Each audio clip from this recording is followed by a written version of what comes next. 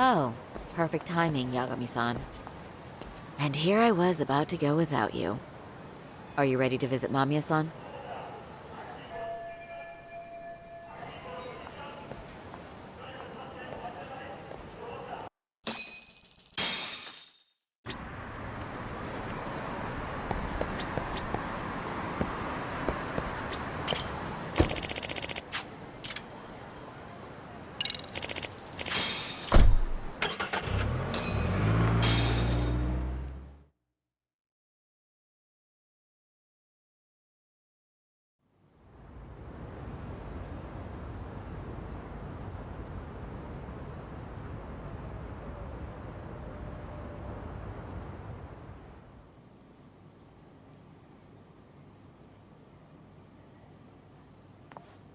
Remember, we're speaking to a victim here, Yagami-san. One whose assailant we defended in court. If we had tried to make an appointment, she probably would have declined outright. Not sure showing up unannounced is much better. So let's just hope she's willing to talk. Yes, there's no way around it. It's a risk we had to take. Well, here goes nothing. Yes? I'm Shirasaki from the Genda Law Office, the attorney for Mr. Akihiro Ahara. You may remember me from the hearings. Why are you here? Don't you know it's rude to show up at someone's door uninvited? I understand, but we have a pressing matter that directly concerns you. If we could do this another way, we would. I apologize for any inconvenience. I'm sorry, but the trial's over and done with. You know I can legally turn you away. You're right, but I'm only asking a moment of your time. Please, would you mind?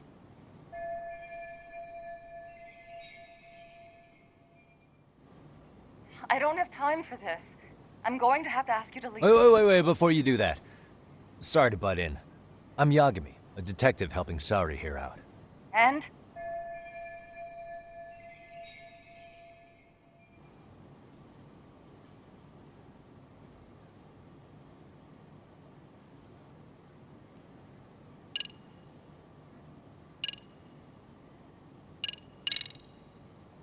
Mamiya-san. Scratch that. Yui. You have a charming voice, you know that? I'm sorry, what? See? You did it again. The way you talk, it's like satin and velvet. Any chance I could hear you say a few other things?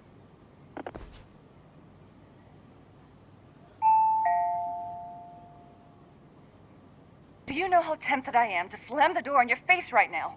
Oh, don't do that. Sorry. That was a terrible strategy. Please, miss.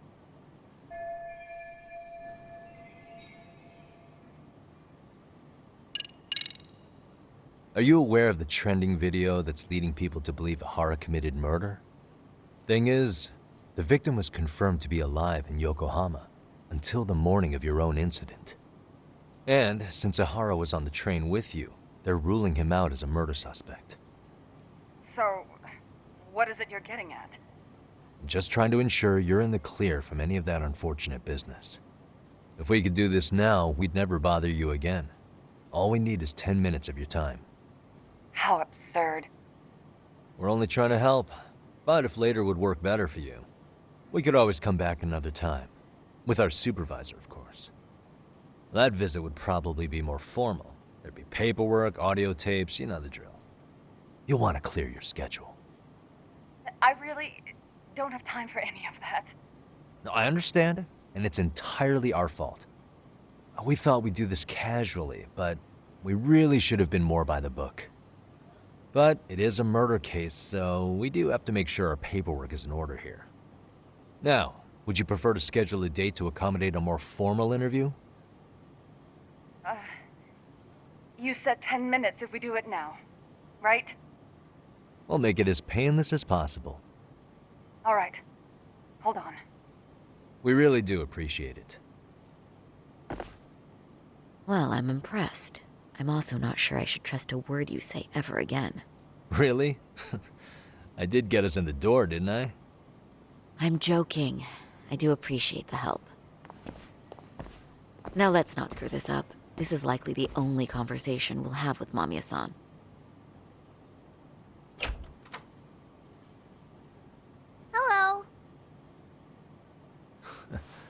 Hi there. Hi. Again, we apologize for the intrusion. Let's just get this over with already.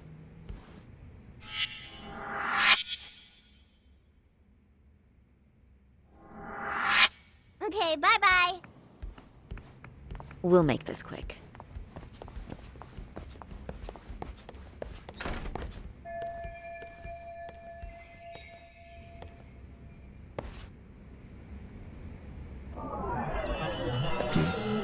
Hey.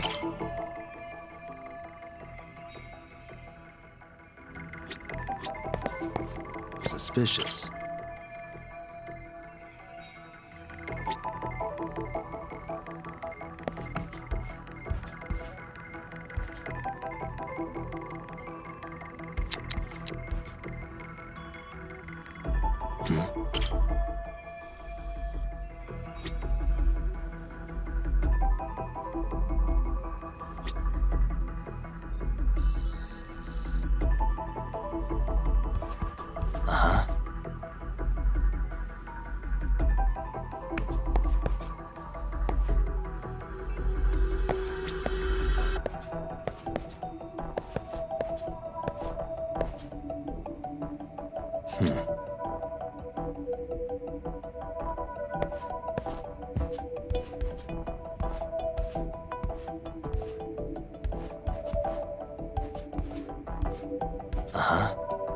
What the?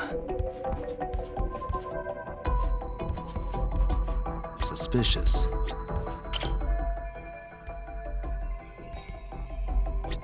Hey.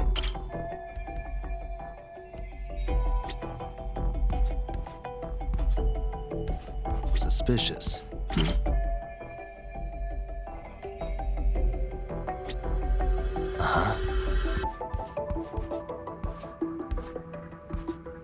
Hey.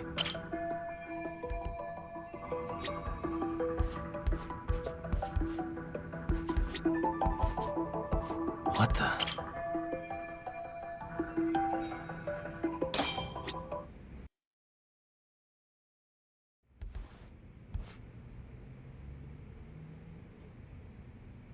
So, Doc, I've already told the police and the court everything they could want to know about that morning. I'm sorry to put you through this again, but would you mind going over those details with us? What else is left to discuss? I understand how pressured you might feel. I've gone over this so many times. I wonder if pressing charges was even worth it. No, what you did was both brave and inspirational. Many victims are afraid to come forward for any number of reasons.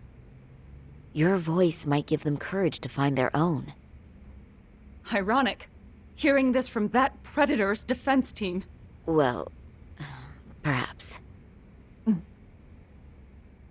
Would you mind walking us through that day from the beginning? It's nothing so mysterious. I was just on my way to work when some man grabbed my butt. That's all it was. Nothing else was out of the ordinary that day?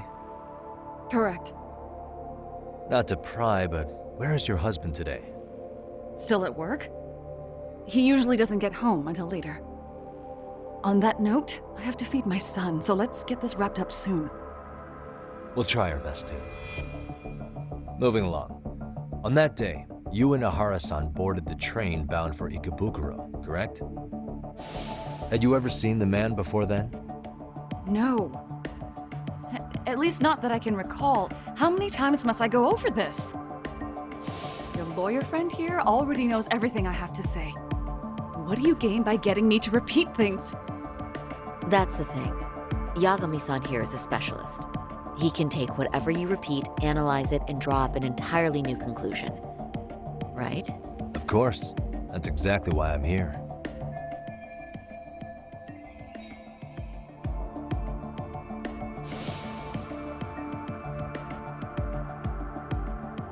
In the security footage as you stepped onto the train, it looks like Ahara-san stepped right behind you. Were you aware of his presence at this point? I was. It felt like someone kept pushing up against me with no sense of personal boundaries. I remember second-guessing myself at the time, thinking it was normal for the train to be that packed. Then the train took off while you were stuck in that situation. Yes. And then I felt the back of his hand against me. It kept getting worse from there, to the point where he went under my skirt. And the pig had the nerve to write it off as an accidental brush on a crowded train. But that kind of touch wasn't accidental. He even grabbed at me. Truly awful. And I do sympathize. I've also had to turn in an abuser like that. Personally speaking, some men can't wait to debase themselves at the first opportunity. Why would you say that and look at me? I just stood there, frozen. I couldn't see who was touching me. I had no idea what to do. I wanted to scream. But what if he just played it off? So I decided I would bear it till the next station.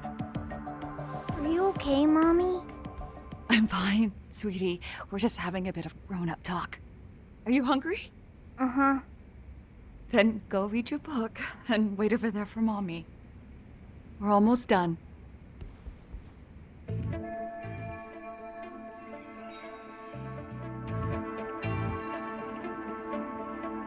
You said the abuse lasted the entire 6 minutes between Ikebukuro and Shinjuku Station. Did you see the groper's face at any time during that span? No. I was too terrified to look. And I thought, even if I did, he'd just pull away and escape. But just as the train was pulling into Shinjuku, I reached back and grabbed the hand on me. That's when I saw his face. Of course, he shook me off as the doors opened, but I'd already gotten a clear look at him. He must have known I could turn him in at that point. So he ran, and I chased after. Right. That was captured by the station's security cameras. Great job tailing him in such a crowded space. On that note, did you ever happen to lose sight of Ahara-san while running? His cap was pretty easy to spot, and no one else was bolting off the platform like that, so I never lost sight of him. At that point, I could feel my voice returning, so I just screamed, "That man grabbed me!" I'm glad there were good Samaritans nearby. For sure. And there were a lot of smartphones out, so I figured there was no way for him to get away with it. I was so relieved. I see. I think I've got the gist of it. But now we've got a piece of evidence that contradicts what you've told us. What do you mean?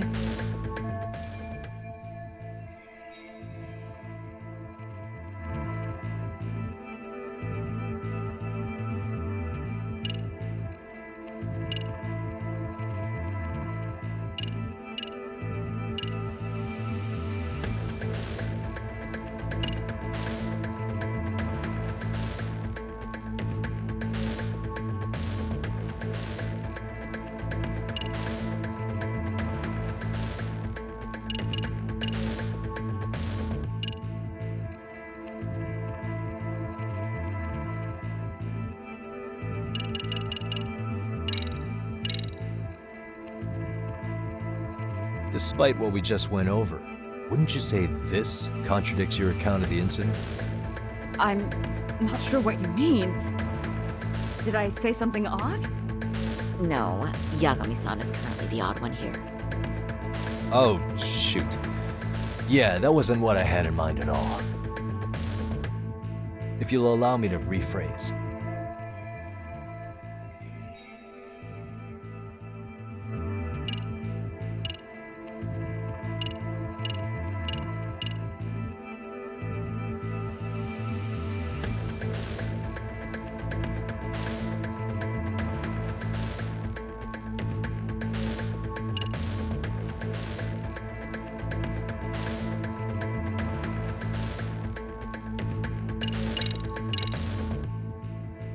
Well, on the same day, at 6:30 a.m. in Yokohama, a student teacher named Hiromi Shiba was sent off to work by his mother.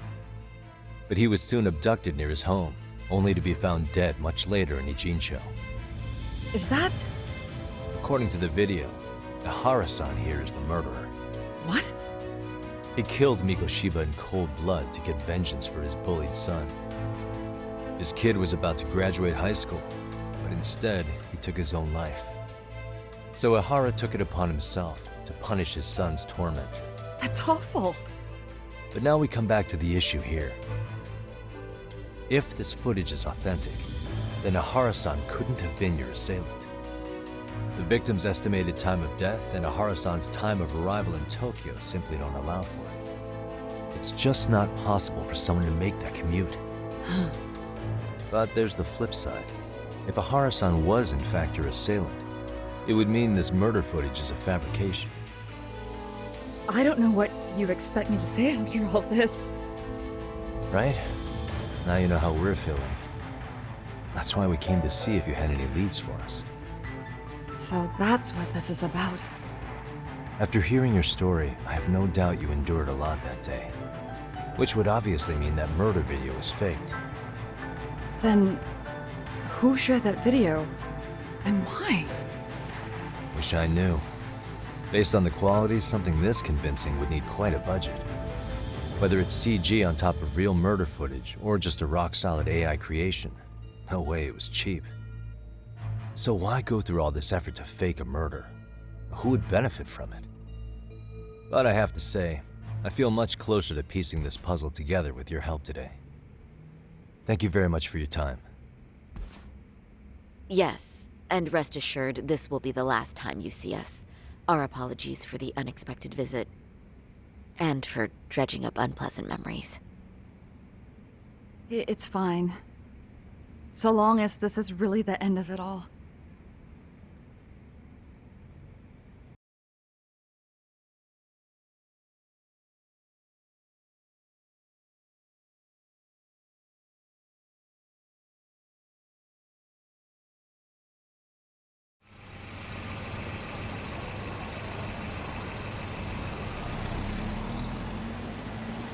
I'd like to report Mamiya-san's account to the rest of the team.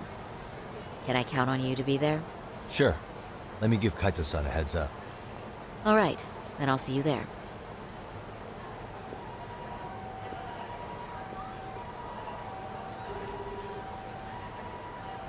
Yo, it's me. Hey, I just got back to Kamurocho. Everything good? Any news? All good here, man. What's with you? You worried Arcade got to me or something? I mean, they did run their mouths about stabbing us in the back. But if you're good, I'm good. Anyway, I'm heading to Genda so Sari-san and I can go over what we learned from Mami. You're the boss. As for me, I'm calling it a day. You do that.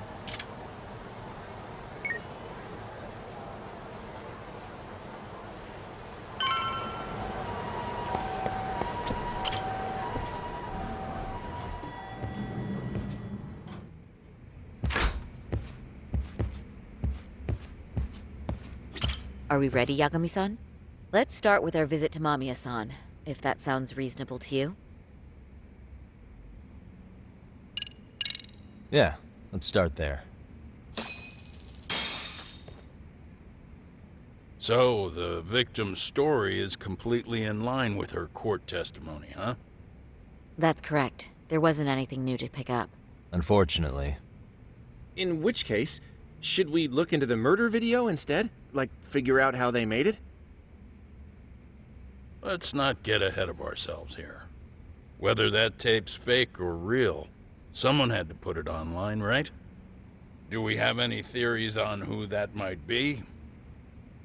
Well, the footage showed enough of the surroundings to make the crime scene clear. As somebody who's been there, I can confirm that the blood splotches match what you see in the footage. Which means...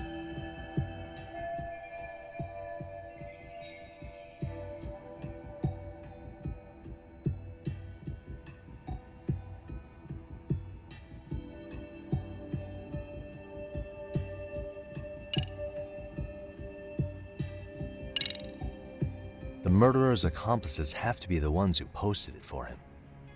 Yeah, I can't see it any other way. I also agree with Yagami-san. But in that case, what would their motive be? Maybe they wanted to make a mockery of the police, or even the whole system. Huh? We know Ahara got himself convicted for groping, so he'd have an alibi for Miko Shiba's killing. But then, his conspirators turned it around by uploading the murder video online. Almost as if to say, look how he got away with it. I see. Yeah, that does make it sound like he's taunting them. That's well and good, but I'd like to shift gears. Let's talk about the actual fabrication of the video. How does one go about that? Well, for example, the true culprit would be taped murdering Shiba. Then Ahara's face would be copied and blended onto the killers. That's how they'd approach it in a Hollywood movie. But then, wouldn't you be able to see traces of it being faked? Tsukumo-san reported that he's found nothing of the sort in his analysis. We've been down this road before. If we take the stance that the footage is fabricated, we have absolutely nothing to work with. Then let's tackle this from the stance that the video's actually real. If that's the case, there has to be a flaw in the groping issue. I think we've collected enough evidence to find it too. So, what does this do for us? Once Ahara entered the Ikebukuro gates at 7:43 a.m. and stepped onto the platform, he was continuously monitored on camera. But if he really killed Shiba at 7:30 like we saw, there's no way he could have reached Ikebukuro in time. That would mean the person in the footage isn't Ahara, but an impersonator. So that's not really him? Yeah, he's got the sunglasses and hat to help sell the disguise. Wait, if that's the case, after murdering Shiba, wouldn't Ahara have to swap places with the stand-in sometime before being detained? But we didn't see any opportunity for that. Multiple cameras saw Ahara move right up to Mamiya-san as they board the train in Ikebukuro. And the onboard camera recorded them for the entire commute. Not only was the act caught on tape, but his failed escape from the scene was recorded as well. Ultimately, Ahara was pinned down before leaving Mamiya-san's sight, so she had an eye on him the whole time. Right. So the current belief is that Ahara was caught on camera the entire time he was at the station. But wait, that's not entirely accurate, is it? Huh?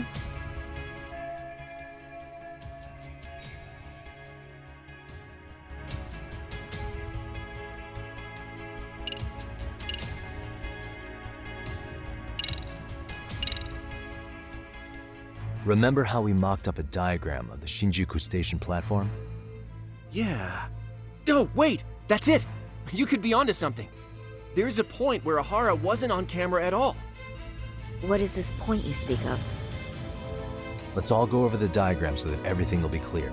Here's what I want you to see. What the? Suspicious. Hey.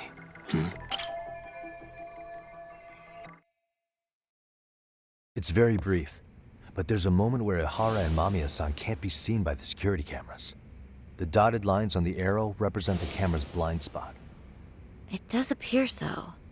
So you're saying this is where the groper, the fake Ahara, traded places with the real one? Can't say it's impossible, right? Right. Except if that actually happened, Mamiya-san would have been right behind them at the time. Could the two really swap places without her noticing? In a crowd like that, I think it's feasible. If that really was Ahara's plan, then I'd say he was being careless. Careless? How? Well, on the day of the incident, the station was packed for morning rush hour. That means there was no solid guarantee the assailant could make the switch. He could have been nailed by any random passerby before reaching the blind spot. Good point. Not only that, if Mamiya-san had called for help while the train was still moving, then the first Ahara would have been caught before even reaching the platform. Oh, I mean, yeah! Called it. Think about it, Yagami-san. Why would Ahara's accomplices meticulously plan out every last detail of this alibi, only to leave such a crucial component to chance, as Hoshino-kun pointed out? Oh, just doing my job. True. Good work, Hoshino-kun. In fact, I think that may back up my own take on it. Yeah? What if everything, including the appearance of leaving the plan to chance, was part of the plan? Can you expound on that? I'm saying I agree that such an airtight alibi wouldn't have allowed for contingencies. And that takes the question to another level. Just how far did they line up the pieces in advance to make the swap work? Are you saying there's more to it than we discussed? What did we miss?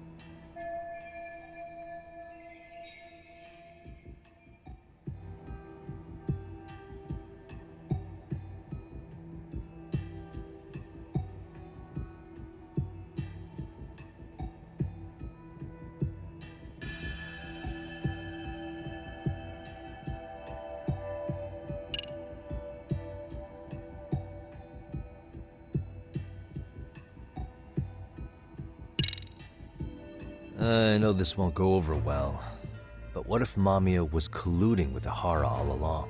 Huh? Bear with me.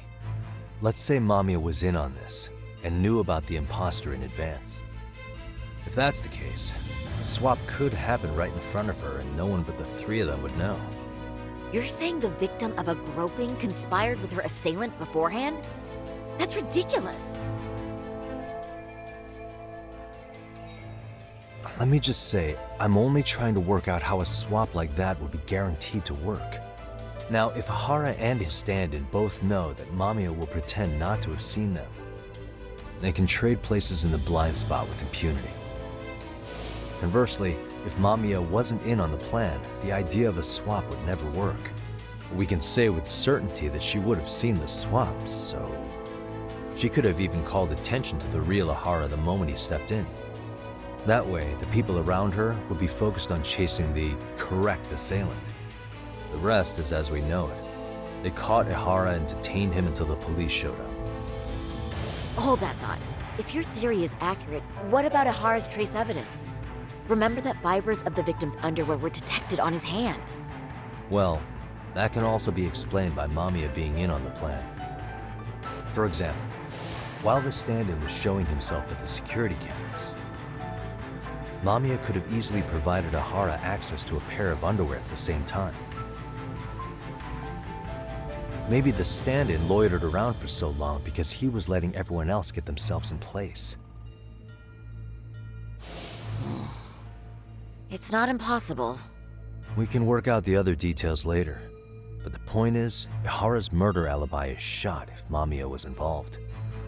In summary, it's possible Ahara disgraced himself to secure an unshakable alibi for Mikushiba's murder. I'll concede that it's an avenue worth pursuing. And when it comes to the prosecution, they can't just admit they got the first case so wrong. Plus, they can't question Ahara about Mikushiba's murder. In fact, their only option is to claim the tape was faked. So he managed to make a farce out of the system after all. Well, his court case for his son's bullying did get more or less thrown out, didn't it? The school, the investigative committee, and the court all agreed there wasn't enough evidence to convict anyone. No surprise for me that the guy held a grudge against the system for so long. Hold on. Before we all decide on this, What's up? the obvious question to me is why would Mamiya be party to such a crime? She appears more than financially stable, and she's even raising a child.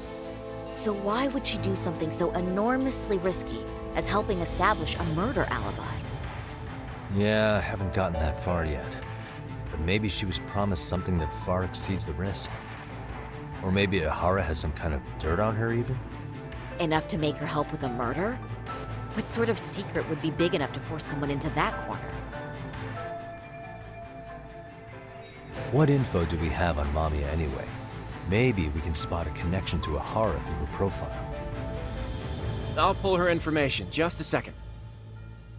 Oh, I just thought of something else those two would have guaranteed by working together.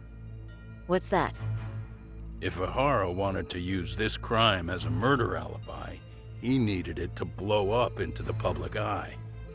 But if he had chosen a victim who stayed silent, then nothing would have come of it. A solid plan would need to eliminate that variable, which means Mamiya being an accomplice was crucial to Ahara's success. That's true. Looks like Ahara pulled one over on the prosecution then. Had his accomplices right where he wanted them, even his victim. Once we learn how he's connected to Mamiya, we can root out the rest of his team. Let's see. According to her file, her maiden name is Yui Suzuki. 30 years old, so that's consistent. Originally from Ota, Tokyo. Attended a private high school called Kurakawa Academy. Later graduated from Toto University. Huh. Met her husband on the job, apparently. Her husband, Taichi Mamiya, is an industrial designer at Techno Zeta Inc. 6 years ago, she gave birth to their only son, Sota-kun, who's now in first grade. Hold on. You said she went to Kurakawa Academy? I heard that name in Ijincho. If I recall correctly...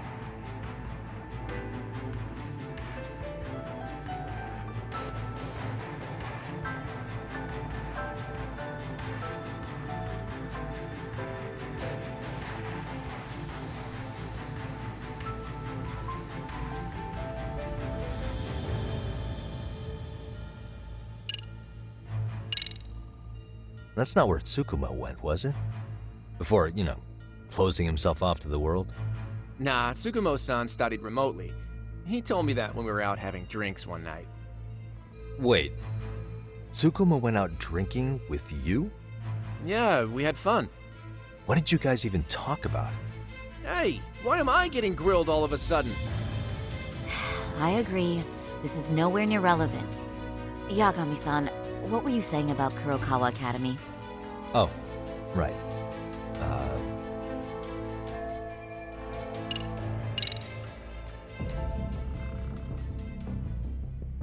When I went to scope out the murder scene, there were these 3 guys watching the detectives and me.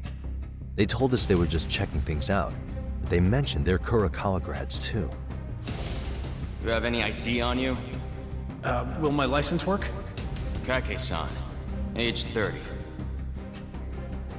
Akaike-san, age 30. Mommy is 30 as well. What's that got to do with anything? Aren't we trying to find a connection between Mamiya and Ahara? I found the Kurakawa Academy website. Looks like they're pretty prestigious. It's in Tokyo, specifically in Ota. Pretty close to where Mamiya lived. Oh, What? the girls there get such cute uniforms. You little... You want to start all over from the bar exam? Wait, I've seen that uniform before too, actually. Where? On an old picture of a teacher at Seiryo High, Sawa-sensei. Ahara's son confided in her. Is she actually a Kurakawa grad too? I don't know Sawa-sensei's exact age, but she could well be 30. Maybe all of them are even classmates. Could this mean they're actually linked? The victim and her up-to-now unrelated assailant? It's a tenuous link at best. Could fall apart any time. But no true detective alive would pass it up.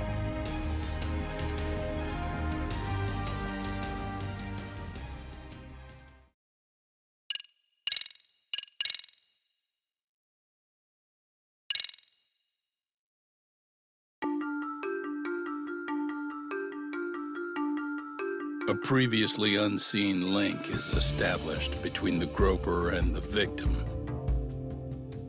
Charting out their relationship is akin to tracing a spider's web. But with each false thread ruled out, only the improbable truth remains. Ahara orchestrated the groping as a diversion, and by tarnishing his name, he secures both an alibi and his ultimate revenge.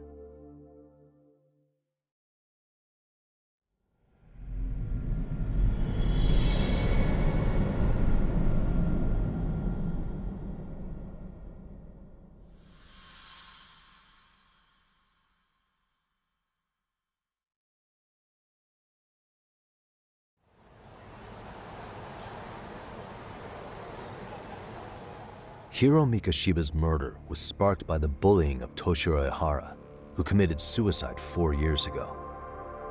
The graphic video that hit the net showed the world how Toshiro's father, Akihiro Ahara, had brutally avenged his son. We also know the father had accomplices. On October 7th at 6:30 a.m., they forced Miko Shiba into a vehicle, took him to an abandoned building, and gravely injured him. Then, around 7:30 a.m., the time frame when Ahara killed Miko Shiba, the other conspirators were probably nearby, even though they weren't on camera. At the same time, 30 kilometers away at Ikebukuro Station, a man who looks like Ahara is caught on camera. We'll call that guy the stand-in. The stand-in made sure he was in front of the cameras for more than an hour before boarding the 9:06 a.m. train, the same one Yui Mamiya was on. After committing sexual battery on that train, he meets the real Ahara in the camera's blind spot, and they change places. That's how he established a false alibi for Miko Shiba's murder. And to achieve this, the victim, Yui Mamiya, had to have been in on it from the start. Sure are a lot of people getting their hands dirty for Ahara. Mamiya, Ahara's stand-in on the train, the guys who kidnapped Miko Shiba.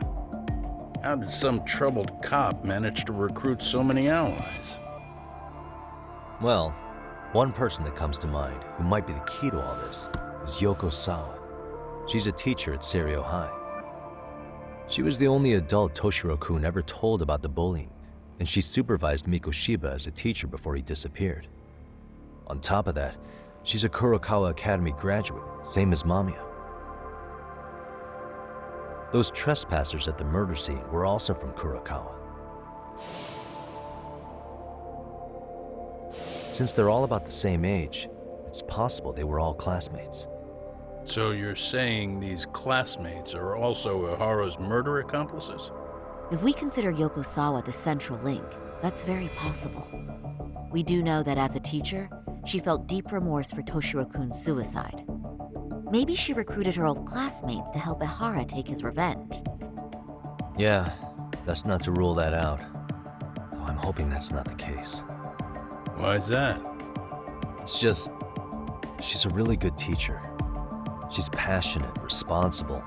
She's always putting the students first. I know she regrets the past, that a student died on her watch. And now another of her students, Miko Shiba, is found murdered. So if it turns out she's involved in that, I doubt I'll be able to trust my own judge of character ever again. Yagami. I'm going back to Ijincho tomorrow. The plan is to bring up Mamiya's name to Sawa-sensei and see how she reacts. Until then, let's not jump to conclusions about her involvement. All right. Can I chime in real quick? I was looking into Kurakawa Academy and I stumbled across something that may be relevant. What's that? Well, it happened 13 years ago, but there was an attempted suicide. A third year jumped off the school's roof after being thoroughly humiliated.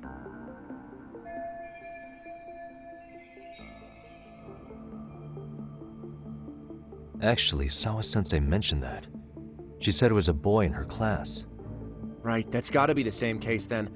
The student's name was Mitsuru Kusamoto. He's 30 now, but still in a coma.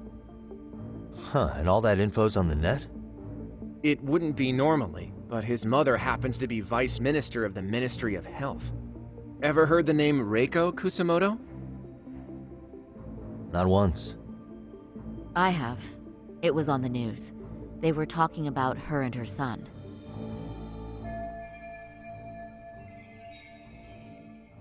Well, do you remember the uproar in the health ministry when Vice Minister Ichinose got arrested?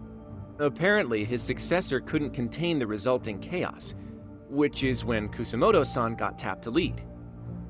They couldn't afford another criminal scandal, so her promotion was out of the blue. She was a safe choice, a veteran with tenure and experience. Not to mention, her son's tragedy made people see her as a more sympathetic figure. Very popular. She's kind of a new generation heroine, so to speak. Huh. Is any of that relevant to the case at hand, though? Who knows? But Reiko Kusamoto and Ahara both have children who were bullying victims. I don't think that's a connection we can afford to overlook, if you ask me. Okay, so Kusamoto's son. What exactly happened to him? Let's see. He was bullied by a fellow third year at his school, Shinya Kawai. The records say he harassed Mitsuru-kun every day, in and out of school. Well, one time he even stuffed dirty rags in his mouth. That's so cruel. Yeah, and the teacher was a real piece of work. Apparently he knew, but he just smirked and said, "Don't overdo it." Oh, I remember now. The media pounced on that one hard. If they were classmates, then both Sawa-sensei and Mamiya would know about this. And maybe because they couldn't save Mitsuru-kun, their guilt left them open to Ahara's persuasion. But to prove that, we'll have to hear from them directly. I'll talk to Sawa-sensei first thing tomorrow. That'd be helpful. In the meantime, I'll be working on Ahara's appeal. It's clear they missed something important in the trial, since Ahara is apparently innocent of sexual battery. Being that he was out committing murder at the time. What started as a simple harassment case sure has blown up big.